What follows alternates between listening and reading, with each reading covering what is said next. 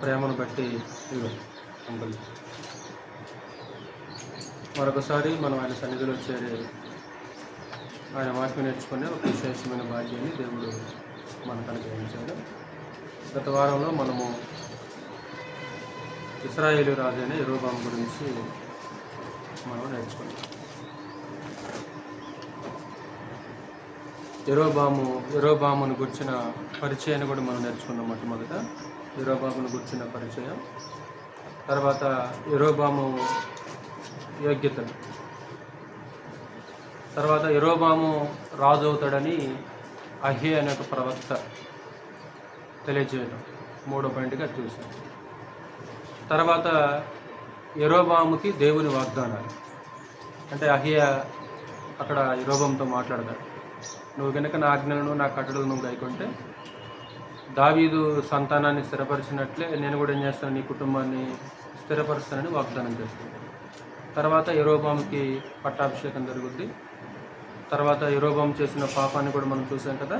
యెరోబాము చేసిన పాపం ఏంటి, చేసిన పాపానికి ప్రతిఫలం కూడా దేవుడు అక్కడ తెలియజేసినట్లు, దాన్ని ఆ కుటుంబం కూడా అనుభవించినట్లు మనం కొన్ని చూసాము. ఈరోజు యెరోబాము యొక్క కుమారుడు గురించి మనము నేర్చుకుంటాం. నాదాబు అనే రాజు గురించి మనం కొన్ని విషయాలు నేర్చుకుంటాం.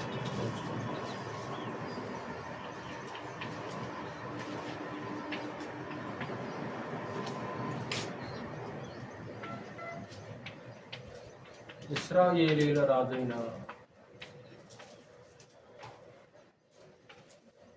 నాదాబు చరిత్ర.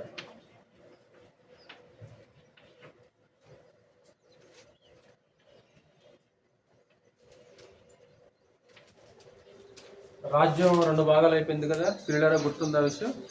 రాజ్యం 2 భాగాలు అయిపోయింది కదా. సొలొమోను చూపించిన అవిధేయతను బట్టి రాజ్యం 2 భాగాలు అయిపోయింది. 2 గోత్రాలు యోధా రాజ్యము, 10 గోత్రాలేమో ఇశ్రాయేలు రాజ్యం. యోధా రాజ్యానికి మొదటి రాజేమో రెహబాము, ఇశ్రాయేలు రాజ్యానికి మొదటి రాజేమో యెరోబాము అన్నమాట. అంటే రెండు ముక్కలు అయిపోయింది రాజ్యం అనే విషయం మీకు తెలుసు.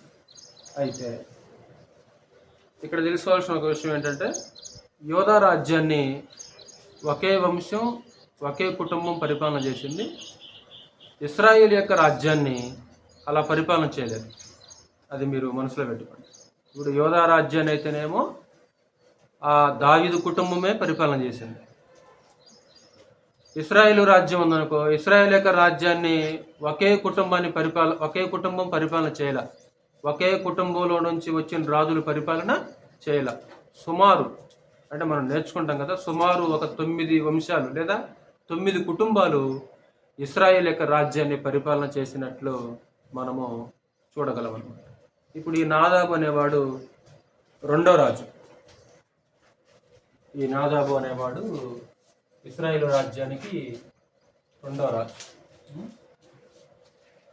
ఇతని గురించి ఒక మాట రాసుకుందాం. అంటే ప్రతి రాజు గురించి ఒక మాట రాసుకుందాం. ఏం రాసుకుందాము అంటే, దృష్టాంతముగా ఉన్న తండ్రిని చూసి బుద్ధి నేర్చుకొనని తనయుడు అని రాసుకుంది. అంటే అతని తండ్రే అతనికి ఒక దృష్టాంతంగా ఉన్నాడు. అంటే ఒక ఉదాహరణగా ఉంది. దృష్టాంతం అంటే ఉదాహరణ అర్థం, ఒక అర్థం. అంటే నాదాబు యొక్క తండ్రి జీవితం, అంటే యెరోబాము జీవితం అతనికి ఒక దృష్టాంతంగా ఉంది కన్నుల ముందు. అయినా సరే ఏమాత్రం కూడా బుద్ధి తెచ్చుకొని కుమారుడు అనమాట ఈ కుమారుడు. అంటే తండ్రిని చూసి ఏం తెచ్చుకోలేదు, ఇతను బుద్ధి తెచ్చుకోవాల, మారుమనసు పొందల, మార్పు రాల, సరిగా జీవితాన్ని జీవించలేదు. చూద్దాం. పరిచయంగా మొట్టమొదటిగా పరిచయం చూద్దాం. పరిచయం అంటే తండ్రి ఇతని తండ్రి ఎవరంటే యెరోబాము. తల్లి పేరు మనకు కనపడదు. మరి 14వ అధ్యాయంలో ఉన్న యెరోబాము భార్య ఇతని తల్లి అని చెప్పలేం. ఎందుకంటే ఆ కాలంలో రాజులకి ఒక భార్య కాదు, 2, 3 అలాగా ఎక్కువ మంది ఉండేవాడు. 14వ అధ్యాయంలో యెరోబాము భార్య కనబడద్దు అక్కడ మనకి. యెరోబాము యొక్క భార్య మనకి కనిపిస్తుంది, కానీ ఆవిడ పేరు ప్రస్తావించలేదు. కాబట్టి ఇప్పుడు మనం తల్లి పేరు రాసుకోవట్లేదు. తల్లి ఎంతకాలం పరిపాలించాడైనా? నాదాబు పరిపాలనా కాలం. నాదాబు పరిపాలనా కాలం ఎంతకాలం పరిపాలన చేశాడంటే 2 సంవత్సరాలు పరిపాలన చేశాడు అంతే. కేవలం 2 సంవత్సరాలు మాత్రమే పరిపాలన చేశాడు. చదువుదాం మాట. 1 రాజుల గ్రంథం 15వ అధ్యాయం చూడయ్యా ఒకసారి. 25వ వచనం చదువు. 15, 25 ఈ రెండింటికి అదే రిఫరెన్స్. 25వ వచనం. యెరోబాము కుమారుడైన నాదాబు యోధా రాజైన ఆసా ఏలుబడిలో 2వ సంవత్సరమందు ఇశ్రాయేలు వారిని ఏలనారంభించి ఇశ్రాయేలు వారిని 2 సంవత్సరములు ఏలెను. అంటే కేవలం 2 సంవత్సరాలు మాత్రమే ఆయన పరిపాలన చేశాడు. ఇతను ఇశ్రాయేలు రాజ్యాన్ని పరిపాలన చేస్తున్నప్పుడు యోధాలో ఎవరు రాజుగా ఉన్నారంట? అది కూడా తెలియాలి మనకి. నాదాబు ఇశ్రాయేలు రాజ్యాన్ని పరిపాలన చేస్తున్నప్పుడు అదే కాలంలో యోధాని పరిపాలన చేస్తున్న రాజు ఎవరు? నువ్వు చెప్పు ఒకసారి. నువ్వే చదివే కదా, అక్కడే ఉంది, ఆ వచనంలో ఉంది కదా, ఆ వచనంలో ఉంది. నా ప్రశ్న అర్థమైందా? నాదాబు ఇశ్రాయేల్ రాజ్యాన్ని పరిపాలన చేస్తున్న అదే కాలంలో, సమకాలంలో యోధా రాజ్యాన్ని పరిపాలన చేస్తున్న వ్యక్తి ఎవరు? మళ్ళీ చదువు ఒకసారి. 25వ వచనం. యెరోబాము కుమారుడైన నాదాబు యోధా రాజైన ఆసా ఏలుబడిలో, అంటే యోధా రాజు ఎవరు ఆ కాలంలో? ఆసా అన్నమాట. అంటే ఆ కాలంలో యోధా రాజ్యాన్ని ఆసా పరిపాలన చేస్తున్నాడు. ఇతను ఏ కాలంలో పరిపాలన చేశాడు? ఇదేమో పరిపాలన కాలం. ఇది ఎంతకాలం పరిపాలన చేశాడు? 910, 909, 2 సంవత్సరాలు. బిఫోర్ క్రైస్ట్ ఇది, అంటే క్రీస్తు పూర్వం ఇది. బిఫోర్ క్రైస్ట్, బీసీ అంటే బిఫోర్ క్రైస్ట్, అంటే క్రీస్తుకు పూర్వం అయిన 910, 909. అంటే ఒక గ్రంథంలో మనకు లేదు ఇది. 1 సంవత్సరం అటుగా ఇటుగా కూడా ఉండొచ్చు, అలాగని తప్పేం కాదు. అది మనకి గ్రంథంలో ఇది కనపడదు అన్నమాట. కానీ అంచనాను బట్టి ఆ సంఖ్యను వేస్తూ ఉంటుంది అన్నమాట. తండ్రి యెరోబాము 2 సంవత్సరాలు పరిపాలన చేశాడు. అతని కాలంలో యోధా రాజ్యాన్ని ఆసా పరిపాలన చేస్తున్నాడు. క్రీస్తుకు పూర్వం 910, 909 ఆ కాలంలో ఈయన రాజు అయ్యాడు. 2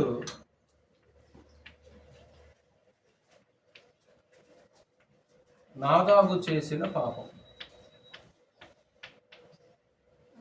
అంటే ఇతని గురించి మాట్లాడడానికి మంచి ఉండదండి. యోధా రాజుల గురించి కనుక మనం చదువుకుంటే వాళ్ళల్లో మంచిని కూడా మనం చూడవచ్చు, మంచిని కూడా రాసుకోవచ్చు మనం. కానీ ఇశ్రాయేలీల యొక్క రాజుల్లో అందరూ కూడా వాళ్ళ గురించి చెప్పుకోవడానికి వాళ్ళ దగ్గర మంచి అనేది ఏమీ కూడా కనిపించదు, మంచి కనపడదు. మంచి మాట్లాడడానికి ఏదైనా ఒక లక్షణం ఉంటుందన్న ఇశ్రాయేల్ రాజులు అంటే మనకి కనపడదు అనమాట అది. కానీ యోధా రాజులు అలాగుండరు. మరి యోధా రాజులు అలాగుండరు. యోధా రాజుల్లో మంచి మాట్లాడుకోవచ్చు మనం వాళ్ళని చూసి. అలాగే వాళ్ళు కూడా అవిధేయులయ్యారు. మరి నాదాబు ఏం చేశాడంటే మరలా ఇదే రాసుకున్నాం ఒకసారి. నెంబర్ 1, తండ్రిని చూసి బుద్ధి తెచ్చుకోలేదు. అంటే తండ్రి ఏ పాపం చేశాడో కుమారుడు కూడా అదే పాపం చేశాడు. ఇప్పుడు తండ్రి చనిపోయాడు, తోడబుట్టిన సహోదరుడు కూడా ఏమైపోయాడు? 14వ అధ్యాయంలో చనిపోయాడు, గుర్తుంది కదా. అవియా కాయల పడగ అంటనమాట. అవియా కాయల పడగ. ఆ అహియా ప్రవక్త దగ్గర నుంచి యెరోబాము భార్య ఎప్పుడైతే తెస్సాలు అడుగు పెట్టుద్దో ఆ బిడ్డ ఏమైపోతాడు, చనిపోతాడు. ఇప్పుడు కన్నుల ఎదుట తండ్రి చనిపోయాడు, తండ్రి వెళ్ళిపోయాడు. రెండోది తోడబుట్టిన తమ్ముడు కూడా, సహోదరుడు కూడా చనిపోయాడు. అంటే ఆయన ఏం తెచ్చుకోలేదు అంటే బుద్ధి తెచ్చుకోలేదు. అంటే తండ్రి ఎలాంటి దుర్మార్గతను అనుసరించాడో అదే చేశాడు ఆయన. చదువుదాం ఒకసారి 26వ వచనం చదువు ఒకసారి. 15వ అధ్యాయం 26వ వచనం.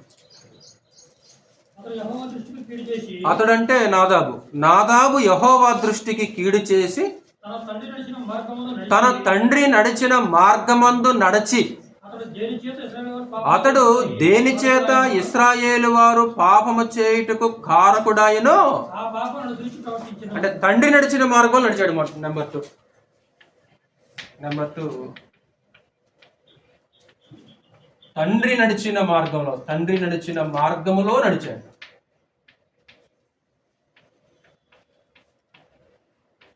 అంటే అతను ఎంచుకున్న మార్గం, తన జీవితంలో నాదాబు ఎంచుకున్న మార్గం ఏంటంటే, నా తండ్రి ఏ మార్గంలో నడిచాడో నేను కూడా అదే మార్గంలో నడుస్తాను. మా నాన్నగారు ఎడిపోయాడు, నేను కూడా అడ్డే పోతా.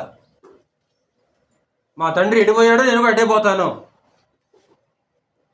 రెండోది తండ్రి యొక్క పాపాన్ని అనుసరించాడు. అది కూడా రాసుకుందాం సార్. మళ్ళీ తండ్రి వదిలిపెట్టలేదు అనమాట. తండ్రి యొక్క పాపాన్ని వదిలిపెట్టలేదు. తండ్రి యొక్క పాపం ఏం చేశారంటే అనుసరించాడు. ఈరోజు కూడా ఏమంటారంటే, తాతల్లో కానీ తండ్రుల్లో కానీ ఏదన్నా దుష్టత్వపు అలవాటు ఉంటే ఈ వంశం అది పోగొట్టకుండా వస్తుంది అంటారు అనమాట. కొంతమందిని చూసి అలా సమాజంలో చెప్పుకుంటుంటారు. వాళ్ళ తాత అదే చేశారండి, వాళ్ళ తండ్రి ఇదే చేశారండి, ఇప్పుడు వీడు కూడా అదే చేస్తున్నాడండి. అంటే ఇప్పుడు ఇక్కడ నాదాబు కూడా ఏం చేశారంటే, అంటే తండ్రి ఎలాంటి మార్గంలో నడిచేశాడో అలానే నడిచినట్లు మనకి చాలా స్పష్టంగా కనిపిస్తుంది. అంటే బుద్ధి తెచ్చుకునే దృష్టాంతం. ఒకసారి 1 కొరింథీ పత్రిక 10వ అధ్యాయం చూడు ఒకసారి. అంటే దృష్టాంతములు ఎందుకు? బుద్ధి తెచ్చుకోవడానికి, మార్మనసు పొందడానికి దృష్టాంతాలు మన కళ్ళ ముందు ఉంటాయన్నమాట. 1 కొరింథీ పత్రిక మనకందరూ తెలిసిన లేఖనం అది 10వ అధ్యాయము 11వ వచనం.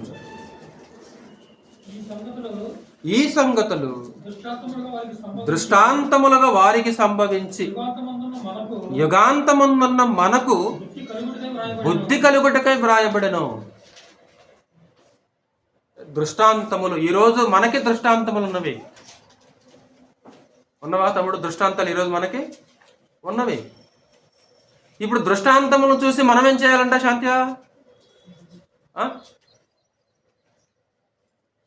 బుద్ధి కలుగుటకై ఇవి వ్రాయబడెను. బుద్ధి తెచ్చుకోవాలి. దృష్టాంతములను చూసి బుద్ధి తెచ్చుకోవాలి. పైన 6వ వచనం కూడా చదువు. 16లో 16 వారు ఆశించిన ప్రకారము మనము చెడ్డవాటిని ఆశించకుండానట్లు ఈ సంగతులు మనకు దృష్టాంతములుగా ఉన్నవి. ఏ సంగతులు? ఈ సంగతులు మనకు దృష్టాంతములుగా ఉన్నవి. ఈరోజు ఇప్పుడు నాదాబు గురించి మనం మాట్లాడుకుంటున్నాం. నాదాబు ఏం చేశాడు? తండ్రి దృష్టాంతముగా ఉన్నా సరే తండ్రిని చూసి అతను ఏం చేయలేదు? బుద్ధి తెచ్చుకోలా, మారలా. అదే దృష్టాంతములు ఈరోజు నీ కళ్ళ ముందు, నా కళ్ళ ముందు కూడా ఉన్నాయి. మరి నాదాబులాగా మనం కూడా బుద్ధి తెచ్చుకోవట్లేదా? లేదా చూసి మనం మారుతున్నామా? ఒక రాజుల గ్రంథంలోకి వచ్చేయండి మరలా ఒకసారి. 16వ అధ్యాయంలో ఒకసారి మరలా నేను 26 వచ్చిన 16-26లో ఆ పుస్తకాన్ని అంతే ఉంచుకోండి. మీరు అంతే ఉంచుకోండి. ఏదైనా బయటికి వెళ్ళినప్పుడు వెళ్ళిపోయింది అనమాట. మరలా దీన్ని వెతకొద్దు. మీరు చదివే పుస్తకం కోసం మరలా వెతకొద్దు మీరు. 16-26 అతడు యెహోవా దృష్టికి కీడు చేసి తన తండ్రి నడిచిన మార్గమందు నడిచి అతడు దేని చేత ఇశ్రాయేలు వారు పాపము చేయుటకై కారకుడైనో ఆ పాపమును అనుసరించి ప్రవర్తించెను. అంటే తండ్రి బంగారు దొరలు చేయించాడు, ఇతను రాజు అయిపోయాడు. తొలగించడమా? తొలగించలా.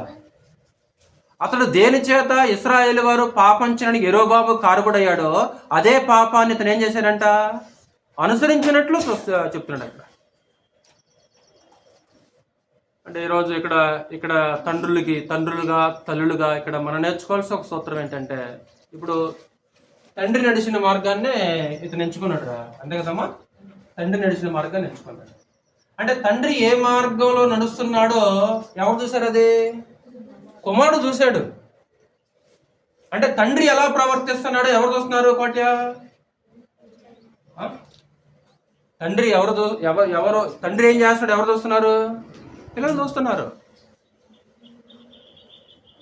అంటే మనం ఏమనుకుంటామంటే వాళ్ళని నిర్లక్ష్యంగా ఉంటాం. మనం వాళ్ళు ఏం చేయలేరులే, నేనేం చేసినా వాళ్ళు అడగలేరులే, నాకు ఎదురు చెప్పలేడులే వాడు, నేనేం చేసినా సరే చెల్లుపట్టయితే నా ఇంట్లో.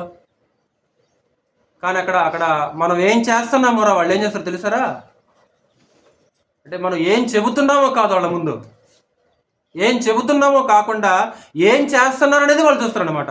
మా నాన్న నాకు ఏం చెబుతున్నాడు, ఏం చెబుతున్నాడో వినడాడు, ఏం చెబుతున్నాడో అని కాకుండా ఏం చేస్తున్నాడు అనేది చూస్తాడు అనమాట. మా అమ్మ ఏం చేస్తుంది, మా నాన్న ఏం చేస్తున్నాడు, చేసేది చూస్తాడు తప్ప చెప్పేది వినడు. ఎందుకంటే మూఢత్వం అనేది స్వాభావికముగా ఎప్పటి నుంచి పుట్టుతుంది?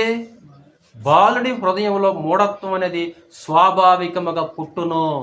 శిక్షా దండము దానిలో నుంచి ఏం చేస్తారనమాట? వాళ్ళ నుంచి తొలగజ్జీని మాట్లాడుతుంటారు.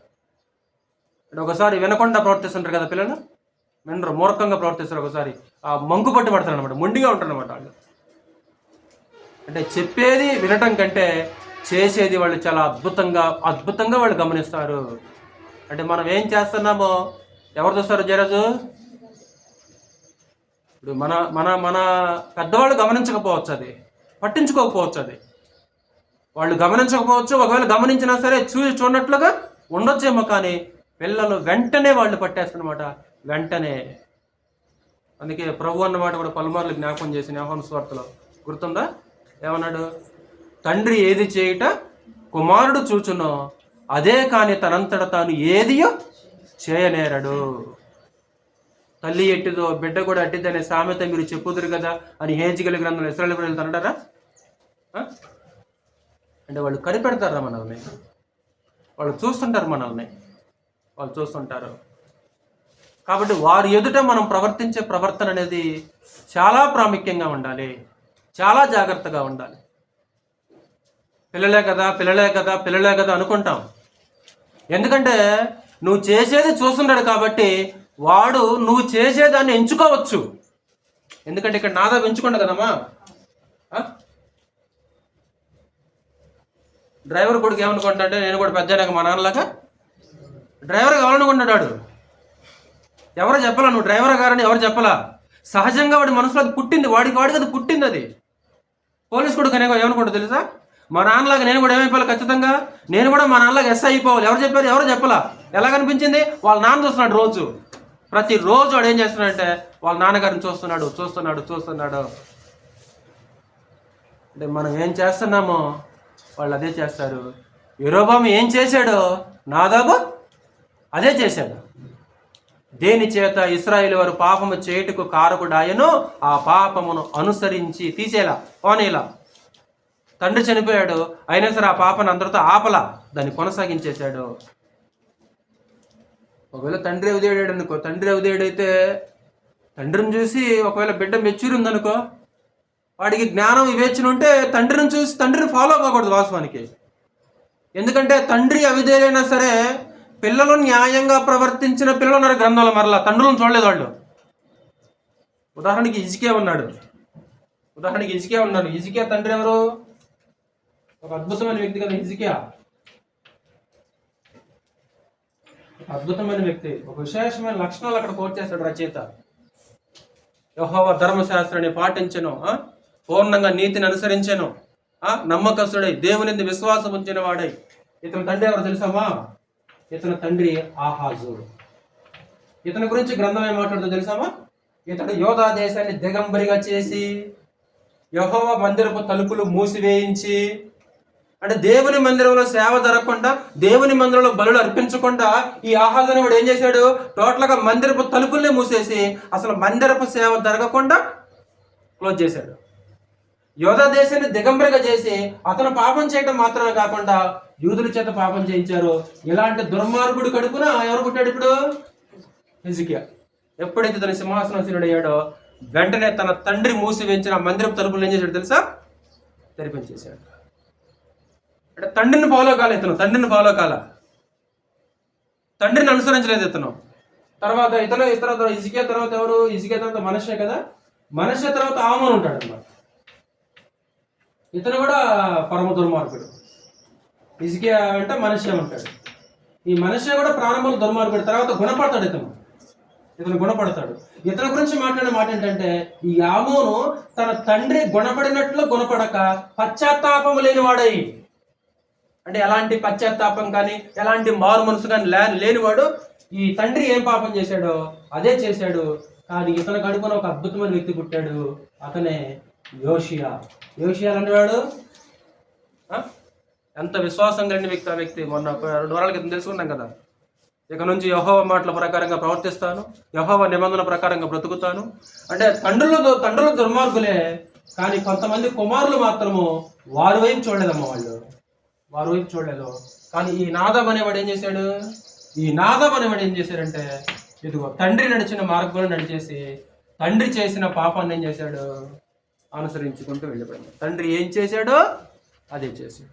అంటే ఈరోజు మనం నేర్చుకోవాల్సిన ఒక సూత్రం ఏంటంటే, మనం చెప్పేది కాకుండా మనం చేసేదే మన పిల్లలు చూస్తారు. మనం చెప్పేది కాకుండా మనం చేసేదే మన పిల్లలు చూస్తారనమాట. ఇప్పుడు మనం టీవీ చూడకుండా ఉన్నాం అనుకో ఇంట్లో, వాళ్ళు కూడా ఏం చేయరా? ఫస్ట్ నుంచి ప్రారంభం నుంచే మనం కూడా టీవీ జోలి పోకుండా ఉన్నాం అనుకో, వాళ్ళకి ఆలోచన వస్తుందా? రాదు. ఇప్పుడు మనం టీవీ జోలి పోయామనుకో, ఇప్పుడు ఎవరికి అలవాటు అవుతుంది? ఇప్పుడు టీవీ చూడమని వాడికి చెప్పాలా మనం? వాడికి చెప్పకపోయినా సరే వాడు దేన్ని ఫాలో అవుతాడు? అదే ఫాలో అవుతాడు. ఎందుకు? ఎవరి దగ్గర నేర్చుకున్నది? అదిగో మా అమ్మ అది చూస్తుంది, ఇదిగో మా నాన్న అది చూస్తాడు టీవీలో. ఇప్పుడు నేను కూడా ఏం చేయాలి? అలా చేసేది చూస్తారు, చెప్పేది వినరు. విన్నా ఎక్కువగా బోధపడదు, వినేది కొద్దిగానే పనిచేస్తుంది. కానీ చేసేది మాత్రం తల్లి తండ్రి ఏం చేస్తున్నారు వాళ్ళు అద్భుతంగా కనిపెట్టి వాళ్ళని ఫాలో అవుతుంటారు.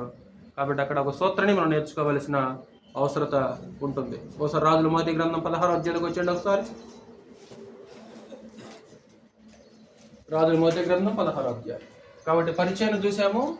రెండవది అతను చేసిన పాపాన్ని, తండ్రిని చూసి బుద్ధి తెచ్చుకోలేదు ఆ మనిషి. రెండవది తండ్రి నడిచిన మార్గాన్ని ఎంచుకున్నాడు తన జీవితంలో. మూడవది తండ్రి ఏ పాపం చేశాడో అదే పాపాన్ని అనుసరించి ప్రవర్తించేశాడు. ఫలితం ఏంటి మరి? పాపం వల్ల వచ్చే జీతం ఏంటి? ఫలితం ఉంటుంది కదా. ఇప్పుడు చదువు ఒకసారి 27 వచ్చిన చదువు, 16-27. ఫలితము 16వ అధ్యాయము 27 నుంచి 32 వచ్చిన అనమాట. 27 నుంచి 32 వచ్చిన. 16, 20 తప్పు, నేనే తప్పు చెప్పాను, క్షమించండి. 16 కాదు, 15 15 16 15, 27 చదువు. ఇశ్శాకారు ఇంటి సంబంధుడును అహియా కుమారుడునైన బయషా అతని మీద కుట్ర చేసెను. అహియా, చూడు, అహియా అనే ఆయన మనకి 13వ అధ్యాయంలో ఉన్నాడు, ప్రవక్త పేరు అది. మీరు పేర్లు కన్ఫ్యూజ్ కావద్దు. ఇక్కడున్న అహియా వేరమ్మా. 13వ అధ్యాయంలో యెరోబాము రాజు అవుతాడని తన కొత్త వస్త్రాన్ని చించి పైన మొక్కలు చేసి 10 మొక్కలు ఇచ్చిన అహియా వేరు. ఆయన షిలోనీయుడు, ఆయన ప్రవక్త. ఈ బయషా తండ్రి అయిన అహియా వేరనమాట. మరలా మీకు కన్ఫ్యూజ్ కాకుండా చెబుతున్నాను మరలా ఎందుకని. అహియా కుమారుడైన బయషా అతని మీద కుట్ర చేసిన. బయషా అనేవాడు ఏం చేశారంటే, ఈ రాచరికాలన్నీ కుట్రలో కుతంత్రాలే. ఇంకా ఉంటాయి ముందుకెళ్తే. ఇశ్రాయేల్ యొక్క రాజుల్లో మరీ ఘోరంగా ఉంటాయి అన్నమాట. కుట్రలో కుతంత్రాలు అన్నమాట రాజకీయాల్లో. కర్ణాటకలోన బీజేపీ నిలబెట్టి ఏం పేరు ఆయన పేరు, మొన్న మధ్య కూడా ప్రభుత్వాన్ని పడగొట్టి బీజేపీని నిలబెట్టేసాడు అనమాట కొంతకాలం. కుట్రలు అనమాట, కుట్రలో కుతంత్రాలు అనమాట రాజకీయంలో. ఇప్పుడు ఈ బయష్ అనేవాడు కూడా ఏం చేశాడు? రాజు మీద కుట్ర చేశాడమ్మా. కుట్ర చేసి ఏం చేశాడంట? నాదాబును ఇశ్రాయేలు వారందరూ ఫిలిస్తీన్ల సంబంధమైన గెబ్బెతోనుకు ముట్టడి వేయిచుండగా గెబ్బెతోనులో రాజును చంపేశాడు. అంటే వీళ్ళు ఏం చేస్తారు? నాదాబు ఇశ్రాయేలు ఫిలిస్తీన్ ప్రాంతం మీదకి యుద్ధానికి వెళ్ళాడు అనమాట. ఆ యుద్ధంలో ఏం చేశాడు ఈ బయష్ అనేవాడు? నాదాబును చంపేశాడు. 28వ వచనం. రాజైన ఆసాయేలు బడిలో 3వ సంవత్సరమందు బయేషా అతన్ని చంపి అతనికి మారుగా రాజాయను. తాను రాజు కాగానే అంటే బయేషా తాను రాజు కాగానే ఇతడంటే బయేషా యెరోబాము సంతతి వారినందరినీ హతము చేసెను. ఎవరినైనా యెరోబామునకు సజీవునిగా ఉండనీయక అందరినీ నశింపజేసెను. తన సేవకుడైన షిలోనీయుడైన అహియా ద్వారా యెహోవా సెలవిచ్చిన ప్రకారముగా ఇది జరిగెను. ఏం చెప్పాడు అహియా? ఏం చెప్పాడు యెరోబాముతో? యెరోబాము భార్యతో ఏం చెప్పాడు? ఇదిగో పట్టణంలో చనిపోయిన వారినేమో కుక్కలు తింటాయి, అంతేనా? ఆ బయట భూములు చనిపోయిన వారినేమో ఆకాశ పక్షులు తింటాయి. ఇదిగో నేను ఒక రాజుని ఏర్పాటు చేయబోతున్నా. ఆడు రాజు కాగానే యెరోబాము సంతతినంతా ఏం చేస్తాడు? యెరోబాము సంతతినంతా నాశనం చేస్తాడని ఆ 14వ అధ్యాయంలో అహియా ప్రవక్త చెప్పాడు. ఇప్పుడు అహియా ప్రవక్త చెప్పినట్లు ఇప్పుడు ఎవరు చేశారు? ఇది బయేషా అనేవాడు చేసిండు అనమాట. 29వ వచనం నేను చదువుతున్నా, మరలా చూడు. తాను రాజు కాగానే ఇతడు యెరోబాము సంతతి వారినందరినీ హతము చేసెను. ఎవరినైనా యెరోబామునకు సజీవునిగా ఉండనీయక అందరినీ నశింపజేసెను. తన సేవకుడైన షిలోనీయుడైన అహియా ద్వారా యెహోవా సెలవిచ్చిన ప్రకారముగా ఇది జరిగెను. అంటే ఒకవేళ మీరు కనుక అక్కడ రిఫరెన్స్ చేసుకోవాలంటే 14వ అధ్యాయంలో ఎక్కడ చెప్పాడు?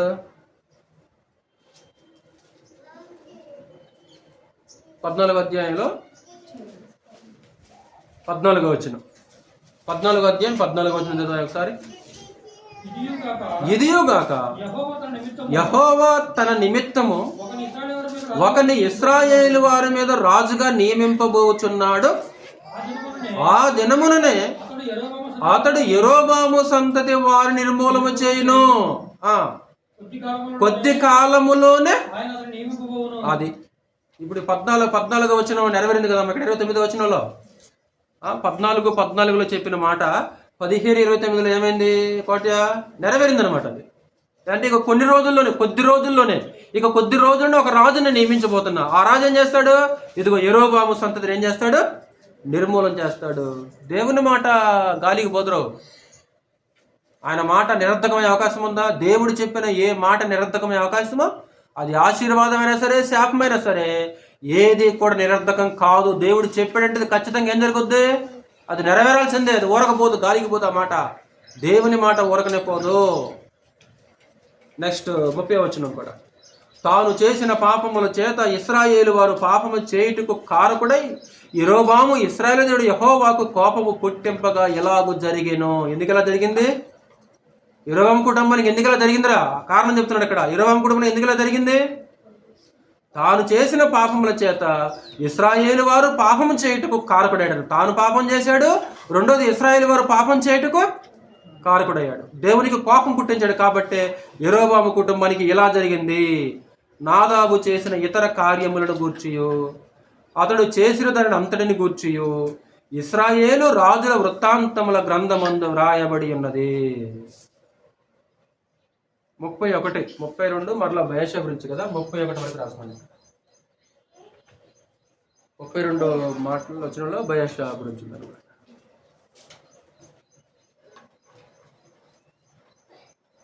మీకు అర్థమవుతుంది కదమ్మా? తర్వాత అర్థమవుతుందరా? కాబట్టి ఈ నాదాబ్ అనేవాడు ఎవరు? యెరోబాము కుమారుడు.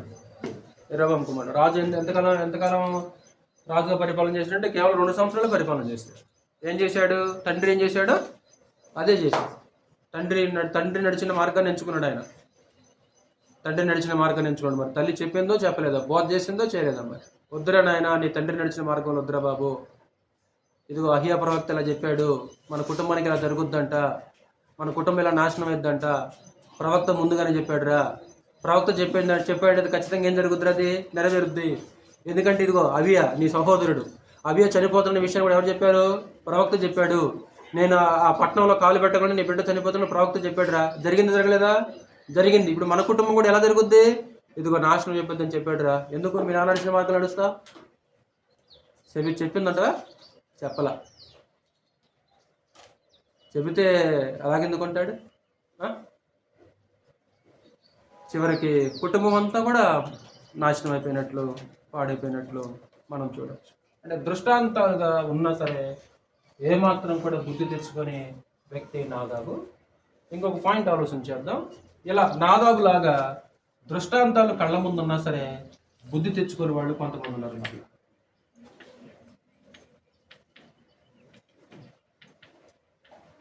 దృష్టాంతములను చూసి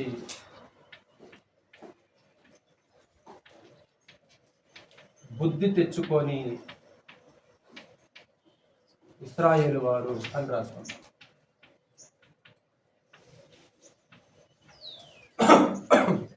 అంటే వీరు కూడా మారుమనసు పొందడానికి, వీరు కూడా జీవితాన్ని మార్చుకోవడానికి కొన్ని ఉదాహరణలు వీరి కళ్ళ ముందు ఉన్నాయమ్మా. అయినా సరే వాళ్ళు ఏమాత్రం కూడా జీవితాన్ని మార్చుకునే వాళ్ళు కాదు. ఆమోసు గ్రంథం చూడండి ఒకసారి. ఆమోసు గ్రంథం 6వ అధ్యాయం. ఆమోసు గ్రంథం 6వ అధ్యాయం 758 పేజీ పాత నిబంధన. ఒక మంచి ఎంటర్టైన్మెంట్ మూడ్లో ఉన్నారు ఇక్కడ ప్రజలు.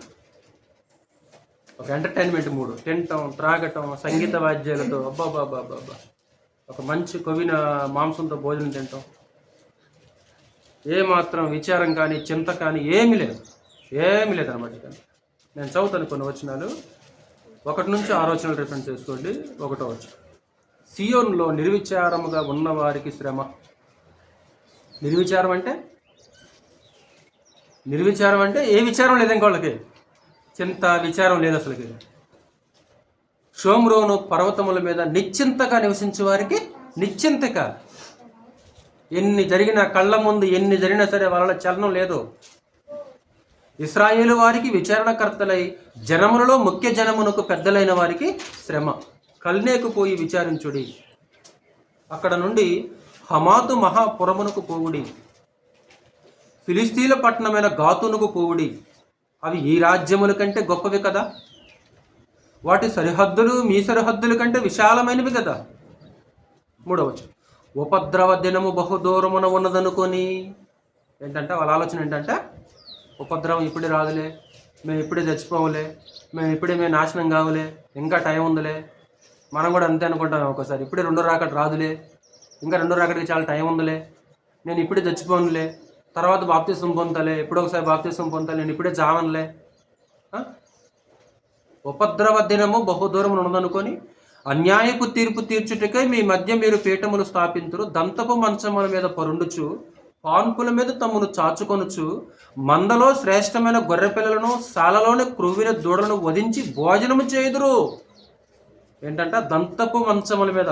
అబ్బోబో, దంతంతో తయారు చేయబడి, ఏనుగు దంతాలతో తయారు చేయబడిన వస్తువు అనమాట అది. పాన్పుల మీద తమ్మును చాచుకొనుచు, మందలో శ్రేష్టమైన గొర్రె పిల్లలను, సాలలోని క్రొవ్విన దూడలను వధించి భోజనము చేయుదురు. ఇంకేం చేస్తున్నారంట, స్వరమండలముతో కలిసి పిచ్చి పాటలు పాడుచు దావీదు వలన వాయించు వాద్యములను కల్పించుకుందరు.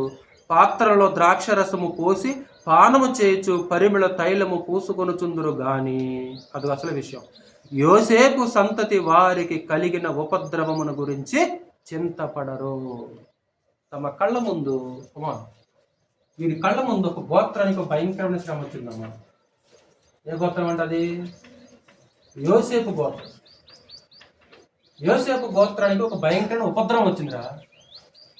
వీళ్ళకి తెలుసు ఆ విషయం. ఎవరో తెలుసు, ఇశ్రాయేలు జనాంగానికి తెలుసు అనమాట. అయినా సరే ఆ ఉపద్రవాన్ని చూసి వీరిలో ఏమన్నా మార్పు వచ్చిందా? రాలా. మారుమనసు రాలా.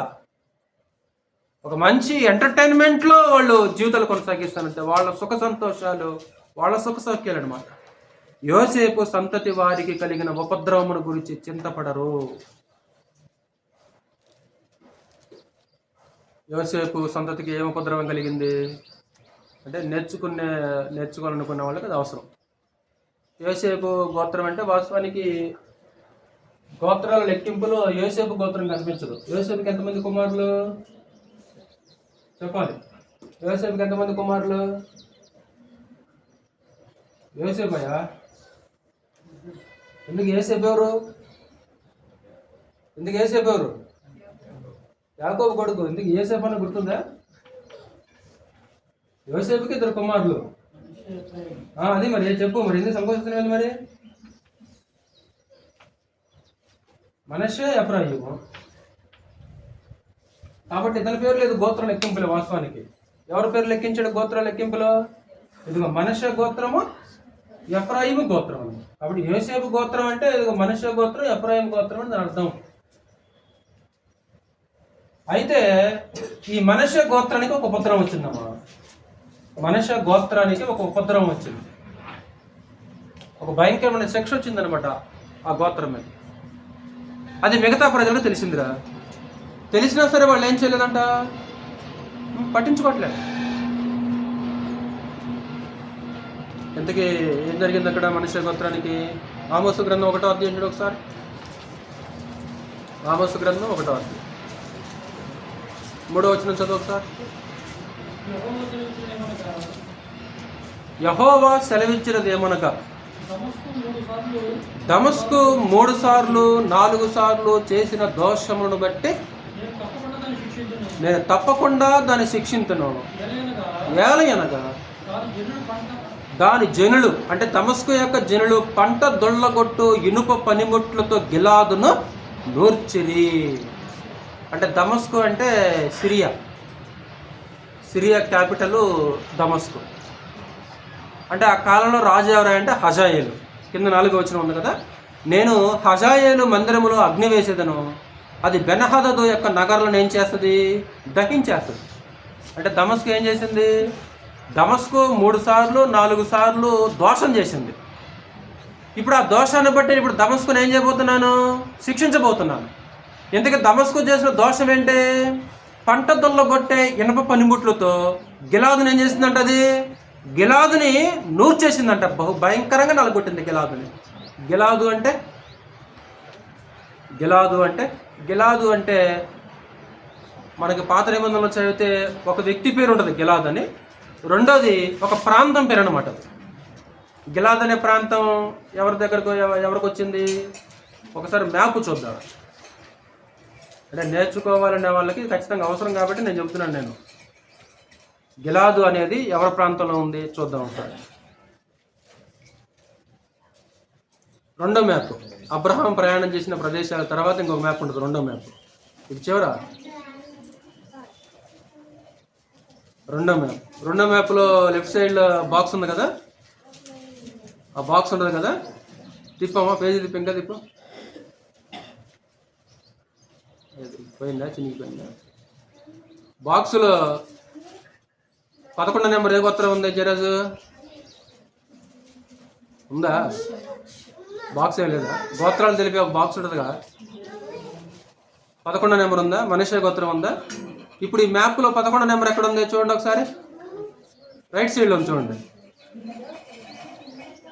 రైట్ సైడ్లో 11వ నెంబర్ మ్యాప్ ఉందా? 11వ నెంబర్ ఉందా? కనబడదాకా 11వ నెంబర్ ఉంది కదా. ఆ 11వ నెంబర్ పైన పెద్ద అక్షరాలతో గిలాదు ఉందా చూడండి ఒకసారి. అది గిలాదు. అంటే గిలాద్ అనే ప్రాంతం మనష్షే గోత్రపు సరిహద్దులో మనష్షే గోత్రం అనమాట అక్కడ నివసించేది. మీకు కన్ఫ్యూజ్ కావద్దు దయచేసి, మీకు నేర్పాలనే ఉద్దేశంతో నేను దీని గురించి ఆలోచించాను. గిలాదు అనేది ఎక్కడుంది? 11వ నెంబర్ దగ్గర ఉంది. ఈ 11వ నెంబరు ఎవరికి సంబంధించిన ప్రాంతం? ఇది మనష్షే గోత్రానికి సంబంధించిన ప్రాంతం, అంతే కదా. ఇప్పుడు ఈ సిరియా వాళ్ళు ఏం చేశారు? గిలాదుని ఏం చేశారంటే అమ్మా, గిలాదుని నూర్చారనమాట. గిలాదు అంటే మనష్షే గోత్రం అంటారు, మనష్షే గోత్రం. అందుకే ఇక్కడ ఇందాక ఆమోసు గ్రంథంలో ఏమన్నాడంటే యోసేపు సంతతి వారికి కలిగిన ఉపద్రవం. ఇంతకేంటి యోసేపు సంతతి వారికి కలిగిన ఉపద్రవం ఏంటంటే, ఇదిగో సిరియా వాళ్ళు వచ్చి ఏం చేశారంటే ఈ మనష్షే గోత్రంలో నివసిస్తున్న ప్రాంతంలో బహు భయంకరంగా యుద్ధం చేసి వారిని పాడు చేశారనమాట. అది ఆమోసు గ్రంథం 1వ అధ్యాయం అదే మాట్లాడుతున్నాడు. ఈ సిరియా రాజైన హజాయేలు వాడు ఏం చేశాడంటే ఇదిగో గిలాదుని నూర్చాడు. ఎక్కడ జరిగింది ఇది? రాజుల 2వ గ్రంథం చూడండి ఒకసారి, ఎక్కడ జరిగిందో చూద్దాం ఒకసారి. 10వ అధ్యాయం, రాజుల 2వ గ్రంథం 10వ అధ్యాయం. ఇందాక ఆమోసు గ్రంథం 1వ అధ్యాయం చెప్పాడు కదా, అది ఎక్కడ జరిగిందో మనకి రాజుల గ్రంథంలో చాలా స్పష్టంగా కనిపిస్తుంది. రాజుల 2వ గ్రంథం 10వ అధ్యాయము 32వ వచనం నేను చదువుతాను. 32, 33. ఆ దినములలో యెహోవా ఇశ్రాయేలు వారిని తగ్గించనారంభించెను. 33వ వచనం. హజాయేలు ఇశ్రాయేలు సరిహద్దులలో ఉన్న యొర్దాను తూర్పు దిక్కున గాదీలకును రూబేనీయులకును చేరికైన గిలాదు దేశమంతటిలోను, అది గుర్తుంచుకోండి, గిలాదు దేశమంతటిలోను అర్నోను నది దగ్గరున్న అరోయేరు మొదలుకొని మనష్షీల దేశములోను అనగా గిలాదులోను బాషానులోను వారిని ఓడించెను. ఈ హజాయల్ వాడు ఏం చేశాడు? మనష్య గోత్రానికి సంబంధించిన దేశం మీదకి వచ్చి గిలాదుని బాషాని ఓడించాడు. ఇది ఆమోసు గ్రంథం 1వ అధ్యాయంలో ప్రవక్త జ్ఞాపకం చేస్తున్నాడు. నాకు అర్థమైందా? ఈ రాజుల గ్రంథం 10వ అధ్యాయంలో జరిగిన విషయాన్ని ఆమోసు గ్రంథం 1వ అధ్యాయంలో జ్ఞాపకం చేస్తున్న ప్రవక్త. దమస్కుని ఏం చేస్తుండే? శిక్షిస్తుంది దమస్కుని. ఇందుకు దమస్కు ఏం చేసింది? ఇదిగో గిలాదుని నూర్చింది. ఎక్కడ నూర్చింది? ఇదిగో రాజుల మొదటి గ్రంథం 10వ అధ్యాయంలో నూర్చింది అనమాట. క్షమించిన 2వ గ్రంథంలో. ఈ దృశ్యాన్ని ఆమోసు ప్రవక్త అక్కడ జ్ఞాపకం చేస్తున్నాడు. 13వ అధ్యాయం చూడండి ఒకసారి మరలా. అక్కడనే 13వ అధ్యాయము 7వ వచనం. 13:7. రౌతులలో 50 మందియు, రథములలో 10, కాల్బలములలో 10,000 మంది మాత్రమే యెహోయాహాజు దగ్గర ఉండిరి. ఏంటి? ఒక దేశానికి సైన్యం ఎంతమంది? రౌతులేమో 50 మంది అంట, రథాలేమో 10 అంట, కాల్బలములోనేమో 10,000 మంది అంట. మరి మిగతా వాళ్ళందరూ ఏమైపోయారు? మిగిలిన వారిని సిరియా రాజు దొల్లకొట్టిన ధూళి వలె నాశనము చేసి ఉండెను. దొల్లగొట్టేశాడు. ఇప్పుడు దాన్ని ఆమోసు గ్రంథంలో ప్రవక్త జ్ఞాపకం చేస్తున్నాడు. ఈ దమస్కు చేసిన దోషాన్ని బట్టి నేను శిక్షిస్తాను. దమస్కు ఏం చేసింది? ఇదిగో మనష్య గోత్రాన్ని ఆ ఇనప పనిముట్లతో నూర్చేసింది. పిండిని నూర్చినట్లు, లేకుంటే ఆ యొక్క ఆ కంకులు నూర్చేసినట్లు ఆ మనష్య గోత్రాన్ని ఏం చేశాడంటే నూర్చేశాడు. ఇంత భయంకరమైన ఉపద్రవము వచ్చినా సరే ఇశ్రాయేలు యొక్క ప్రజల్లో మారుమనసు ఏమైనా కలిగిందా? నా పాయింట్ అర్థమవుతుందా? ఏమైనా కన్ఫ్యూజ్గా ఉందా? అంటే అలాంటి ఉపద్రవం వాళ్ళ కళ్ళ ముందు ఉన్నా సరే వాళ్ళలో ఏం కలగలేదురా? మన కళ్ళ ముందు కూడా ఎన్నో నాశనాలు జరుగుతుంటాయి, ఎన్నో యుద్ధాలు జరుగుతుంటాయి, ఎన్నో ఉపద్రవాలు జరుగుతుంటాయి, ఎన్నో విపత్తులు వస్తుంటాయి కదా. ఎంతోమంది చనిపోతారు. ఒకసారి లైవ్ యాక్సిడెంట్లు కూడా చూసుంటాం, మనం రోడ్డు మీదనే చూసుంటాం. ఎన్ని జరిగినా సరే మన జీవితం, ఎన్ని ఉపద్రవాలు, ఎన్ని యుద్ధాలు. ఇప్పుడు మనష్య గోత్రం మీదకి యుద్ధం వచ్చింది, మనష్య గోత్రం నివర్చబడింది. అయినా సరే ఇశ్రాయేలు ఏమంటారు? ఇశ్రాయేలు గురించి దేవుడు ఏమంటాడు? యోసేపు సంతతి వారి కలిగిన ఉపద్రవణ గురించి చింత లేదు, నిర్విచారంగా ఉన్నారు అంతే. తింటున్నారు, తాగుతున్నారు, పాటలు పాడుకుంటున్నారు, వాయిద్యాలు వాయించుకుంటున్నారు, ఎంటర్టైన్మెంట్లో మునిగిపోయారు అంతే. అరే మరి పక్కన గోత్రం నాశనం అయిపోయిందిగా, మరి అక్కడ అంత కీడొచ్చిందిరా గోత్రం మీదకి. మరి మేమేం చేయాలి? మరి ఇక్కడ నుంచి ఏం చేయాలి మేము? ఈరోజు మనుషులు అలాగే ఉన్నారు. మనుషుల సంగతి ఏమో కానీ ఈరోజు ఒకసారి మనం కూడా ఏదో మాట్లాడుకుంటాం. ఏదైనా ఉపద్రవం జరిగిందనుకో మాట్లాడుకుంటాం, ముచ్చరించుకుంటాం. ఓ అమ్మ అలా జరిగిందంట, ఓ అమ్మ ఇలా జరిగిందంట అని మన మాటలు కానీ మన ఆలోచనలు కానీ. ఎన్ని రోజులు ఉంటుందా భయం? 1 గంట ఉంటుందేమో, నాకు తెలిసి 1 గంట ఉంటుందా, మహా అయితే 1 రోజు ఉంటుందేమో. తర్వాత మన మనసు ఏమైపోద్దిరా? నార్మల్గానే, మరలా మామూలుగానే. ఎందుకు కలిగింది అది? నీకు మారు మనసు రావడానికి కలిగింది అది. ఆ ఉపద్రవం చూసి నువ్వేం చేయాలి? నువ్వు మారు మనసు పొందాలి, నువ్వు మార్చుకోవాలి. అంటే దృష్టాంతాలు, కళ్ళ ముందు దృష్టాంతాలు ఉన్నా సరే నాదాబు ఎలాగైతే మార్చుకోలేదో ఇశ్రాయేలు యొక్క ప్రజలు కూడా ఏం చేయలేదంటామా? జెఫన్యా గ్రంథం చూడు ఒకసారి, ముందుకెళ్తానండి. ఇంకా జెఫన్యా గ్రంథం 3వ అధ్యాయం. అంటే 2 పాయింట్లు రాసుకున్నాం అక్కడ. యోసేపు సంతతికి కలిగిన ఉపద్రవం చూసి. 2, అన్యజనులకు జరిగినది చూసి. వీళ్ళు ఏం తెచ్చుకోలేదమ్మా? బొడ్డుగలు చూడండి ఒకసారి బొడ్డుగలు చూడండి. 4వ పాయింట్ మనం ఆలోచిస్తున్నామంటే దృష్టాంతములను చూసి బుద్ధి తెచ్చుకొని ఇశ్రాయేలు వారిని చూస్తున్నాం. వాళ్ళ కళ్ళ ముందు యోసేపు సంతతికి ఉపద్రవం కలిగింది, అయినా సరే వాళ్ళు చలనం లేదు. 2, వాళ్ళ కళ్ళ ముందు అన్యజనులు బహుగా శిక్షించబడ్డారు, మరి వీళ్ళని చూసినా సరే వాళ్ళు పాఠం నేర్చుకున్నారా? వాళ్ళు పాఠం నేర్చుకోలేదు. జెఫన్యా గ్రంథం 3వ అధ్యాయం చూడండి ఒకసారి. 6వ వచనం చదువు శాంతి ఒకసారి. జెఫన్యా గ్రంథం 3వ అధ్యాయం 6వ వచనం. నేను అన్యజనుల నిర్మూలము చేయగా వారి కోటలను పాడగును, ఒకడైనా సంచరించకుండా వారి వీధులను పాడు చేసి ఉన్నాను. జనము లేకుండాను వాటి ఎందెవరును కాపురం ఉండకుండాను ఏం చేశాను నేను? అన్యజనుల యొక్క పట్టణాలనే అమ్మా పాడు చేశాను కదా. ఎందుకు చేశాను నేను? 7వ వచనం. అదిగో దాని విషయమై నా నిర్ణయం అంతటి చొప్పున మీ నివాస, మీ అంటే అక్కడ ఇప్పుడు యూదులతో మాట్లాడుతున్నాడు. మీ నివాస స్థలము సర్వనాశనము కాకుండానట్లు నా యందు భయభక్తులు కలిగి శిక్షకు లోబడుదురని అనుకుంటుని గాని విడుచండి ఒకసారి. ఇప్పుడు అన్యజనుల యొక్క పట్టణాలు నాశనం చేశాను శాంతిగా. అన్యజనుల యొక్క పట్టణాలు ఏం చేశాను రా? నాశనం చేశాను. జనాన్ని ఏం చేశాను? నిర్మూలన చేశాను. ఇప్పుడు వారిని చూసి భయపడి మీ పట్టణాలు కూడా అలా నాశనం కాకుండా ఉండటానికి మీరు నాకేం చేస్తారు అనుకున్నాను? లోపడతారు అనుకున్నాను. కానీ అది చూసినా సరే మీరు ఏం చేయలేదు. అది చూసినా సరే మీరు లోపడలే. ఇంకా దుష్క్రియలు చేయటందు అత్యాశ గలవారైన మీరు. అర్థమైందరా సరిత? అర్థమైందరా స్వాతి? నేను నిర్మూలన చేశాను, కోటలను పాడు చేశాను, పట్టణాలను పాడు చేశాను. 7వ వచనం. దాని విషయమై నా నిర్ణయం అంతటి చొప్పున మీ నివాస స్థలము సర్వనాశనము కాకుండానట్లు నా యందు భయభక్తులు కలిగి శిక్షకు లోబడుదని అనుకుంటుని గాని వారు దుష్క్రియలు చేయటందు అత్యాశ గలవారైరే. అరే ఎందుకురా నాయన దేవునికి లోబడదాం.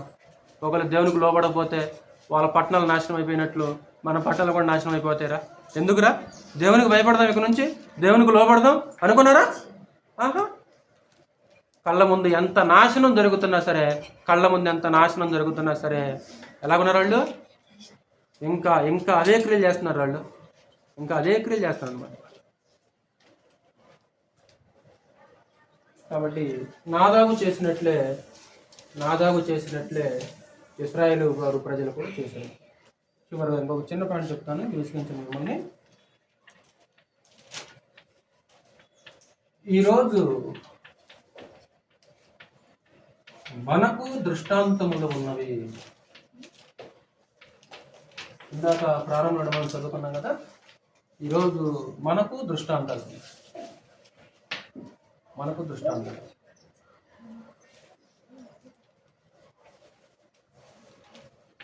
శనిగా అనుకోరా. సనుగుడు గురించి మనకేమైనా దృష్టాంతం ఉందా శ్రావణం? సనుగుడు గురించి ఏదైనా దృష్టాంతం ఉందా?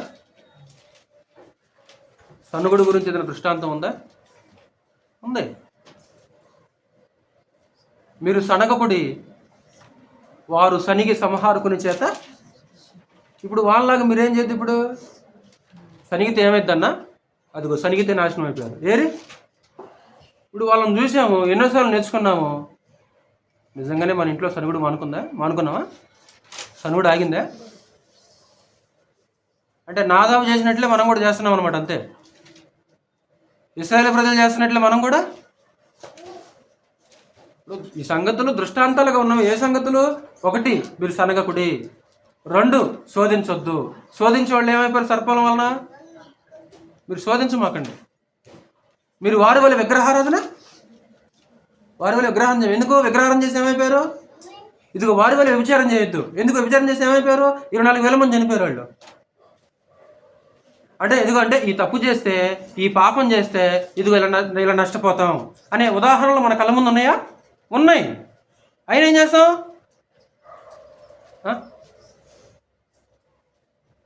ఒకసారి భౌతికంగా కూడా కొన్ని దృష్టాంతాలు చూపిస్తారు. భౌతికంగా కైనీ తిన్నారనుకో. కైనీ తింటే, పాన్ పొరాగున వెళ్తే ఇలాగ అయిపోతారని ఎవరు ఫోటో చూపిస్తారా? ఫోటో చూపిస్తారు. పొగ తాగితే ఇలాగైపోతాడు, కైనీ తింటే ఇలాగైపోతాడు, పాన్ పొరాగు తింటే ఇలాగైపోతాడు, ఇదిగో మందు తాగితే ఇలాగైపోతాడు. అంటే దృష్టాంతాలు చూపిస్తాడు అన్నమాట. అంటే వాళ్ళు మారలే. వాళ్ళకి ఆ దృష్టాంతాలు ఎన్నున్నా సరే వాళ్ళు ఏం చేస్తారు?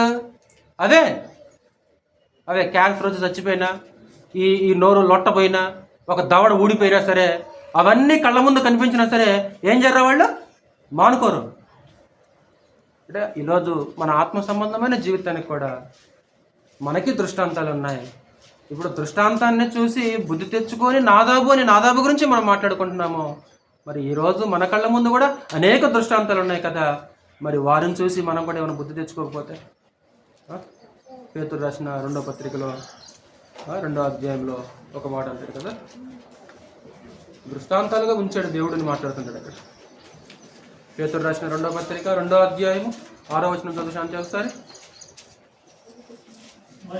మరియు ఆయన సొదొమ గొమొర్రాలను పట్టణములను భస్మము చేసి ముందుకు భక్తిహీనులకు వారికి వాటిని దృష్టాంతముగా ఉంచుటకై, అది భక్తిహీనులందరికీ దృష్టాంతం ఏంటి? సొదొమ గొమొర్రా పట్టణాలు. ఏమంటే ఫారిన్ కంట్రీస్కి ఈ విషయం తెలియదా? తెలుసు. అయినా సరే సొదొమలో ఏం చేశారో అది చట్టం చేస్తారు వాళ్ళు. సులువుగా చట్టం చేస్తారు. ఇదిగో ఇది మా దేశీయ చట్టం చేసేసారు. ఇక ఏంటా చట్టం? ఏకలింగ వివాహం చేసుకోవచ్చు. వివాహం ఎవరైనా చేసుకోవచ్చు. సొదొమలో ఏం జరిగిందో వాళ్ళకి తెలియదా? తెలుసు. ఎందుకు చూపి ఇంకా సొదొమ గురించి దేవుడు మాట్లాడుతాడంటే భక్తిహీనులకు దృష్టాంతం ఇది. ఎందుకంటే సొదొమలోగా ఎవరైతే చేస్తారో వాళ్ళు కూడా ఏమైపోతారన్నమాట? నశించిపోతారు. ఈరోజు మన కళ్ళ ముందు అనేక దృష్టాంతాలు ఉన్నాయి. ఈరోజు మనం మార్చుకుంటున్నామా? హెబ్రీయులకు రాసిన పత్రిక 4వ అధ్యాయము 11వ వచనం. హెబ్రీయులకు 4వ అధ్యాయము 11. కాబట్టి అవిధేయత వలన వారు పడిపోయినట్లుగా. వాళ్ళు ఎలా పడిపోయారు తెలుసా నీకు? వారంటే ఎవరు అక్కడ? ఇశ్రాయేలీయులు ఎలా పడిపోయారు తెలుసా నీకు? చెప్పాలి సమాధానం. ఇశ్రాయేలీయులు ఎలా పడిపోయారో, ఇశ్రాయేలీయులు ఎలా రక్షణ కోల్పోయారో తెలుసా తెలీదా? మనకు తెలుసా తెలీదా? తెలుసు. ఇప్పుడు వారు చేసినట్లు ఈరోజు మనం కూడా ఏం చేయకూడదురా? ఈరోజు మనం కూడా వారు చేసినట్లు చేయకూడదు. ఎందుకంటే దేవుడు మనకి ఒక దృష్టాంతంగా ఉంచాడు. మనం బుద్ధి తెచ్చుకుందామండి. మనం మార్చుకుందాం. మనం మార్చుకుందాం. మన మనసు మార్చుకుందాం. మన బుద్ధిని మార్చుకుందాం. మన జీవితాన్ని మార్చుకుందాం. కాబట్టి మనం మార్చుకోవడానికి దేవుడు కొన్ని దృష్టాంతాలను మన కళ్ళ ముందు ఉంచేశాడు దేవుడు. పాత నిబంధన ఉద్దేశం కూడా అదే కదా. పాత నిబంధన కొట్టివేయబడినా సరే గ్రంథంలో ఉంచడంలో ఒక ప్రధానమైన ఉద్దేశం కూడా అదే. ప్రారంభంలోనే 1 కొరింథీ పత్రిక 10వ అధ్యాయము 6వ వచనం 11వ వచనం చదివాము. వారు ఆశించిన ప్రకారము మనము చెడ్డవాటిని ఆశించకుండానట్లు ఈ సంగతులు మనకు దృష్టాంతములుగా ఉన్నవి. అది కొట్టివేయబడింది, వాస్తవమే. కానీ నేటికి మన చేతిలో సజీవంగా ఎందుకు ఉందంటే దృష్టాంతములు ఉదాహరణలు. అంటే వారి అవిధేయత వలన వారు పడిపోయినట్లు మనం కూడా పడిపోకూడదని దేవుడు మనకు ఒక అద్భుతమైన పాఠాలు నేర్పటానికి సజీవంగా పాత నిబంధన మనకి ఉంచేశాడు. ఈరోజు మనం ఏం చేద్దామంటే అది నేర్చుకొని మన జీవితాన్ని దిద్దుకుంటూ పరిపూర్ణత వైపుకు మనం ముందుకు వెళ్ళవలసిన అవసరత ఉంటుంది. ఈ సెక్షన్తో నేను ముగించేస్తాను. ఒకసారి బోర్డుకి చూడండి. ఇశ్రాయేలు రాజు అయిన నాదాబు యొక్క చరిత్ర దృష్టాంతంగా ఉన్నా సరే తండ్రిని చూసి బుద్ధి నేర్చుకుని తలంగి. యెరోబాము కుమారుడైన నాదాబు అనేవాడు ఎవరంటే యెరోబాము యొక్క కుమారుడు. 2 సంవత్సరాలే పరిపాలన చేశాడు. అతని కాలంలో యూదా రాజ్యాన్ని ఆసా పరిపాలన చేస్తున్నాడు. మరి ఇంతకు అతను చేసిన పాపం ఏంటి? తండ్రిని చూసి బుద్ధి తెచ్చుకోలేదు. సహోదరుడు చనిపోయాడు యవన ప్రాయంలోనే తోడి సహోదరుడు చనిపోయాడు. రక్తం పంచుకు పుట్టినోడు చనిపోయాడు యవన ప్రాయంలోనే. ఏం కావాలి అప్పుడు? ఇంత యవనంలోనే మా వాడు చనిపోయాడు, మా నాన్న చనిపోయాడు, మా నాన్న కుటుంబం గురించి అహ్య ప్రవక్త ఇలా చెప్పాడు అనుకున్నాడా? అనుకోలేదు. తండ్రి ఏ మార్గంలో నడిచాడా? అదే మార్గం. తండ్రి ఏ పాపం చేశాడా? అదే. అంటే ఆపకుండా వచ్చేస్తాడు, ఇంకంతే, మారకుండా వచ్చేస్తాడు. అంటే తండ్రి ఏం చేస్తాడు? ఎవరు చూస్తారు? పిల్లలు చూస్తారు. మనం చెప్పేది కంటే చేసేది చూస్తారు అనమాట. ఈరోజు మన ఆత్మీయ జీవితం కూడా అంతే. ఇప్పుడు మన ఇంట్లో వాళ్ళు కూడా ఉన్నారనుకోరా, మనం చెప్పే వాక్యం వినరు. మన ఇంట్లో వాళ్ళు మనం చెప్పే వాక్యం వినరు వాళ్ళు. ఏం చూస్తారు వాళ్ళు? మన వాక్యం వినరాళ్ళు మొదట, గుర్తుంచుకోండి. ఎప్పుడైనా వాళ్ళు ఏం చేస్తారంటే మన వాక్యం వినరు. మొదట ఏం చేస్తారు వాళ్ళు? మన నడకం చూస్తారు వాళ్ళు. అదే చూస్తారు వాళ్ళు ముందు. పిల్లలు అయినా సరే సమాజం అదే చూస్తారు అనమాట. ఆయన చెబుతాడు కానీ వెంటనే రాస్తాడు అనమాట. మన కుటుంబం సేమ్, మన కుటుంబం అయినా సరే, మన కడుపును పుట్టిన పిల్లలైనా మన కుటుంబం అయినా సరే వాళ్ళు ముందేం చేస్తారంటే మన వాక్యం చూడరు అనమాట. వాళ్ళు మన వాక్యం వినరు వాళ్ళు. మన నడకం చూస్తారు అనమాట, మన ప్రవర్తన చూస్తారు అనమాట వాళ్ళు. ఫలితం ఏంటి మరి? నా ఫలితం ఏంటి? బయేష్ అనేవాడు ఏం చేశాడు? కుట్ర చేసి ఆ గిబ్బితో ముట్టడినప్పుడు చంపేశాడు. ఎప్పుడైతే అతను రాజు అయిపోయాడో యెరోబాము సంబంధాలందరినీ ఏం చేశాడమ్మా? నాశనం చేశాడు. అంటే దృష్టాంతాలుగా చూసి బుద్ధి తెచ్చుకుని ఇశ్రాయేలు ప్రజలు కదా. అలాగే ఈరోజు మనకి కొన్ని దృష్టాంతాలు ఉన్నాయి. మనం కూడా బుద్ధి తెచ్చుకుంటున్నామా, లేదా నాదాబు వలె కఠినమైపోతున్నామా? చూసి విని ఇక మర్చిపోతున్నామా? అలాగ ఉండకుండా మనం కూడా మార్చుకుంటూ ముందుకెళ్దాం. శ్రద్ధగా వాక్యాన్ని మీ అందరికీ ప్రభువుని వలన. ఒక 10 నిమిషాలు మనం విరామం తీసుకుందాం.